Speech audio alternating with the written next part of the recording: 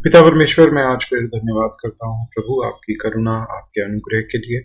और प्रार्थना करता हूँ प्रभु कि जब हम वचन में जाते हैं तो पवित्र आत्मा आप हमारे शिक्षक हों और वचन के सही अर्थ को समझने में हमारी मदद की। पिता परमेश्वर, ये प्रार्थना प्रभु यीशु मसीह के नाम से मांगता हूं। दोस्तों, हमने पहला पत्रस और उसके दूसरे अध्याय में देखा था कि किस तरह से पौलुस पत्रस माफ कीजिए प्रोत्साहित करता है लोगों को, और जो लोग सताव झेल रहे थे उनको प्रोत्साहित करता है। आखिर में वो बात करता है उन नौकरों की, उन सेवकों की जिनके जो मास्टर्स थे वो अविश्वासी थे, और पतरस बोलता है कि उनके अधीन रहो और जब अच्छा काम करने पे भी तुम्हें बुराई मिले उसको झेलना सीखो। इसी बात को आगे बढ़ाते हुए पौलुस पतरस माफ कीजिए, मैं बार बार पौलुस बोल देता हूँ। पतरस जो है वो इसी बात को आगे बढ़ाते हुए कि किस तरह से अच्छाई करने के बदले में जब बुराई मिलती है, और एक विश्वासी को अविश्वासियों के साथ किस तरह से व्यवहार करना चाहिए, इस बात को आगे बढ़ाते हुए तीसरे अध्याय में पति पत्नियों के रिश्ते की पतरस बात करता है। और वो यहाँ पे बोलता है, हे पत्नियों, तुम भी अपने पति के अधीन रहो, इसलिए कि यदि इसमें इनमें से कोई ऐसे हों जो वचन को ना मानते हो, कि पत्नियों के जो अविश्वासी पति हैं, तो भी तुम्हारे भय सहित पवित्र चाल चलन को देखकर बिना वचन के अपनी अपनी पत्नी के चाल चलन के द्वारा खिंच जाए। मतलब पत्नियां जो विश्वास में आ गई, उनके अच्छे स्वभाव को देख के जो अविश्वासी पति हैं वो सुसमाचार की तरफ खिंच जाए। इसका मतलब ये नहीं है कि हम लोगों से या ये पत्नियां अपने पति से सुसमाचार ना बांटें, लेकिन जो हम बोलते हैं उससे ज्यादा असर इस बात का होता है जो हम करते हैं। तो पतरस इसी बात को ध्यान रखते हुए ये बोलता है कि तुम्हारा चाल चलन अच्छा होगा तो वो और ज्यादा आकर्षित होंगे सुसमाचार के प्रति, और तुम्हारा श्रृंगार दिखावटी ना हो, अर्थात बाल गूंथने और सोने के गहने या भांति भांति के कपड़े पहनना, ऐसा श्रृंगार ना हो विश्वासी स्त्रियों का, वरन तुम्हारा छिपा हुआ और गुप्त मनुष्यत्व नम्रता और मन की दीनता की अब अविनाशी सजावट से सुसज्जित रहे। मतलब अपने आप को सुंदर बनाओ नम्रता और मन की दीनता से, क्योंकि परमेश्वर की दृष्टि में इसका मूल बड़ा है। और पूर्व काल में पवित्र स्त्रियां भी जो परमेश्वर पर आशा रखती थी, अपने आप को इसी रीति से संवारती थी और अपने अपने पति के अधीन रहती थी। जैसे सैरा इब्राहिम की आज्ञा मानती थी और उसे स्वामी कहती थी, अतः तुम भी यदि भलाई करो और किसी प्रकार के भय से भयभीत न हो तो उसकी बेटियां ठहरोगी। इब्राहिम का यहाँ पे उदाहरण दिया है, तो हो सकता है जो यहूदी स्त्रियां थी उनकी भी बात यहाँ पे पतरस कर रहा हो। वैसे ही हे पतियों, तुम भी बुद्धिमानी से पत्नियों के साथ जीवन निर्वाह करो। अब क्योंकि यहाँ पे विश्वासी पत्नी और अविश्वासी पति की बात हो रही थी संदर्भ को देखते हुए, तो मैं सोचता हूँ ये जो 7वीं आयत है ये उन पतियों के लिए है जिनकी पत्नियां शायद विश्वास में नहीं। तो उन्हें क्या करना है, तुम भी बुद्धिमानी से पत्नियों के साथ जीवन निर्वाह करो और स्त्री को निर्बल पात्र जानकर उसका आदर करो, यह समझकर कि हम दोनों जीवन के वरदान के वारिस हैं, जिससे तुम्हारी प्रार्थनाएं रुक ना जाएं।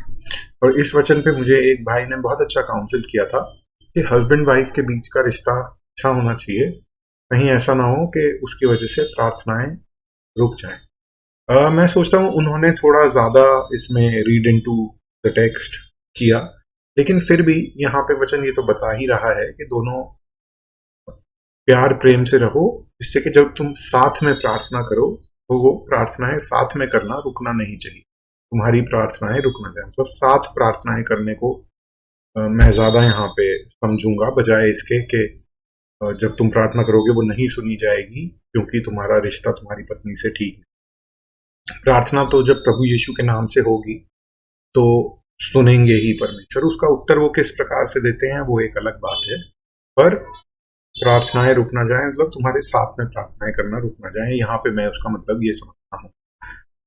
हो सकता है कि इसके बारे में और अगर डिटेल में हम रिसर्च करें तो हमें इसमें नई बातें पता लगे। फिर पतरस लिखता है, अतः सबके सब एक मन और दयालु और भाईचारे के प्रेम रखने वाले और करुणामय और नम्र। अब ये जो विश्वासी हैं, फैले हुए हैं, इन सबको पतरस बोल रहा है, बुराई के बदले बुराई मत करो और गाली के बदले गाली न दो, पर इसके विपरीत आशीष ही दो, क्योंकि तुम आशीष के वारिस वारिस होने के लिए बुलाए गए। तो अभी बहुत मुश्किल काम है, लेकिन मसीह जीवन यही है।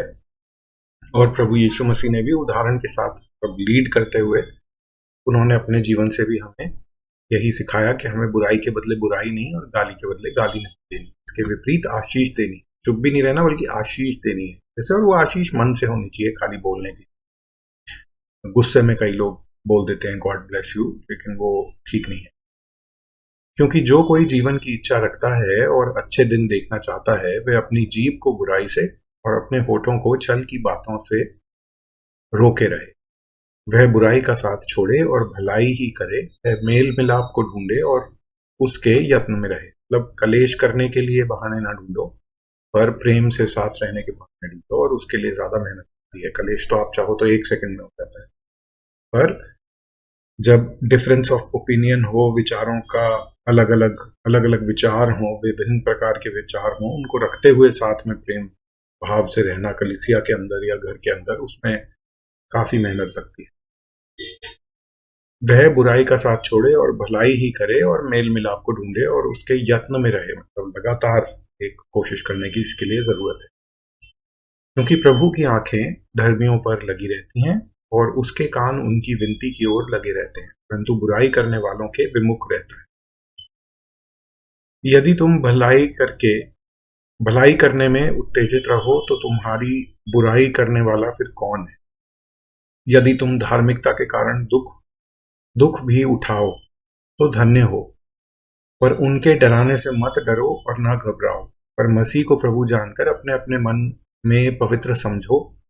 और जो कोई तुमसे तुम्हारी आशा के विषय में कुछ पूछे, तो उसे उत्तर देने के लिए सर्वदा तैयार रहो, पर नम्रता और भय के साथ। मतलब जब तुम इतने अच्छे हो जाओगे कि तुम बुराई के बदले भलाई करोगे, तो लोग पूछेंगे कि इसके पीछे क्या वजह है, तुम क्यों ऐसे हो, क्योंकि तुम बाकी सब दुनिया से फर्क हो। तो उस समय तैयार रहना है अपनी जो हमारी आशा है उसके विषय में उत्तर देने के लिए, जो कि सुसमाचार है, लेकिन वो हमें नम्रता और भय के साथ लोगों को बताना है। और विवेक भी शुद्ध रखो, इसलिए कि जिन बातों के विषय में तुम्हारी बदनामी होती है, उनके विषय में वे जो मसीह में तुम्हारे अच्छे चाल चलन का अपमान करते हैं लज्जित हो। तो शुद्धि बनाए रखो, समझदार बने रहो, कहीं ना कहीं आगे चल के सच्चाई सामने आएगी तो उनका अपमान होगा जो तुम्हारे ऊपर झूठे इल्जाम लगा रहे थे। क्योंकि परमेश्वर की यही इच्छा है कि तुम भलाई करने के कारण दुख उठाओ, तो यह बुराई करने के कारण दुख उठाने से उत्तम है। तो भलाई करने के बाद बुराई मिले और बुराई करने के बाद बुराई मिले, तो इससे अच्छा ये है कि भलाई करने के बाद बुराई मिले। लोग उल्टा सोचते हैं, दुनिया उल्टा सोचती है कि जब मुझे सजा भुगतनी है तो मैं पाप करके सजा भुगतूं, ना कि बिना पाप करे। और पाप से मेरा मतलब यहाँ गलत काम से है, दुनियावी। उसकी सजा जो आएगी ये परमेश्वर से नहीं आएगी, लोगों से सताव और इन सब चीजों की बात हो रही है।